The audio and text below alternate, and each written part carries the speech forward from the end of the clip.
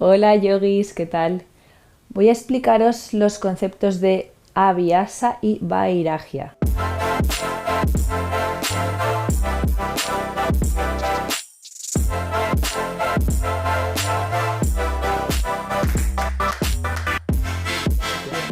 Bueno, estos conceptos yogis aparecen en los Yoga Sutras de Patanjali. Es un texto muy conocido para todos los yogis en el que aparece una compilación de tratados, de reglas, de disciplina que hay que llevar si eres un yogi. Y bueno, y ahí están los Yoga Sutras de Patanjali, que son esos 8 pasos del yoga, esos 8 caminos que te dicen cómo tiene que actuar un yogi a lo largo de su vida para alcanzar el último de los pasos, que es el samadhi o la iluminación. Entonces, bueno, estos conceptos aparecen en uno de los capítulos de los Yoga Sutras y hacen referencia, el primero de ellos, Abhyasa, a la práctica constante y perseverante. Al igual que dice, por ejemplo, Patabi Joyce cada vez que le preguntaba a algún alumno suyo por cualquier cosa del yoga o cualquier frustración que tenía en su práctica, su respuesta siempre era "Do your practice and all is coming". Pues hace referencia, para que lo entendáis, a lo mismo, que un yogi tiene que seguir ese camino de esos 8 pasos con una práctica constante y perseverante, que no es solo la práctica de asana, que es el tercero de los pasos de los Yoga Sutras, sino todos esos 8 pasos que ya iremos explicando en otros vídeos. Entonces, bueno, la clave del éxito, la práctica constante y perseverante, concepto de Abhyasa. Y ahora otro de los conceptos que tenemos que tener en cuenta para llevar a cabo esa filosofía del yoga, esos 8 pasos, es Vairagya. Vairagya significa desapego. Y el desapego es un concepto que en Occidente lo tenemos un poquito distorsionado, porque muchas veces cuando vemos a un yogi que dice que se ha desapegado, nos pensamos que es ese yogi que se va a la India, que abandona su familia y sus deberes y sus obligaciones, y para nada es ese concepto, porque lo que queremos es todo lo contrario, ¿no? Que seamos responsables de nuestra vida, de todo lo que nos ocupa, pero que actuemos sin esperar los frutos de la acción. Lo voy a explicar un poquito más en profundidad para que me entendáis. Los yogis tenemos que actuar siempre de forma correcta y actuar sin esperar nada a cambio, ¿vale? Sin esperar esos frutos de la acción desinteresada. También hace referencia a esto al karma yoga, ¿no?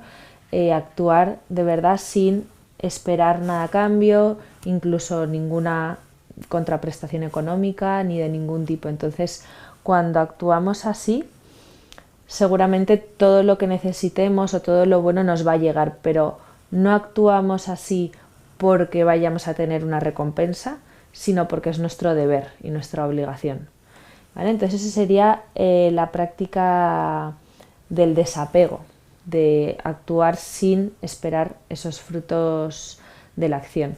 Y luego también hace referencia a desapegarse de todo lo que no necesitamos. En la sociedad actual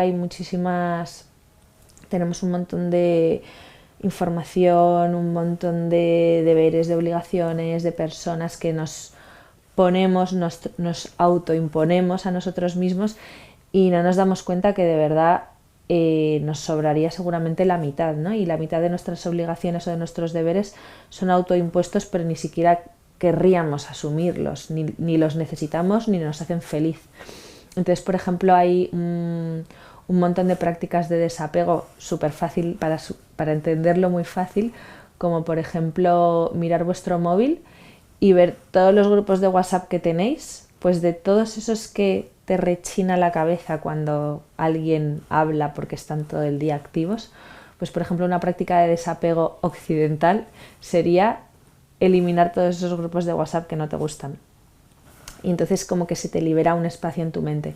O por ejemplo, cosas materiales, ¿no? Estamos acostumbrados a acumular, y a lo mejor tenemos en nuestra casa un montón de cosas que no queremos, que no necesitamos, que sobre todo que no nos hacen felices, ¿vale? Más que no necesitarlas, a lo mejor no lo necesitamos, pero lo queremos tener, una colección de sellos, por ejemplo, porque nos hace feliz. Entonces es eliminar todo aquello que no nos hace feliz también, temas materiales, temas de relaciones personales. Entonces cuando empiezas a practicar yoga, todas esas cosas, ¿no? Esa práctica, ese desapego, si tú tienes una práctica constante de yoga, de todo el yoga en general, no solo de asana, empieza a ocurrir en tu mente que te empiezan a sobrar cosas, te empiezan a sobrar personas, te empiezan a sobrar cosas materiales. Entonces eso se convierte también en esa práctica del desapego y tu mente empieza a estar más en quietud. Entonces ese es el objetivo, ¿no? Cuando en los Yoga Sutras los podemos estudiar y sabemos a lo que se refieren, los dos primeros pasos son códigos de conducta, el tercero es asana, el cuarto es pranayama, las técnicas de respiración, luego hay técnicas de concentración, luego está la meditación y luego la iluminación. Entonces no podemos conseguir pasar de paso a paso si no tenemos nuestra mente en calma. Entonces, si tenemos esa práctica y ese desapego, podemos conseguirlo.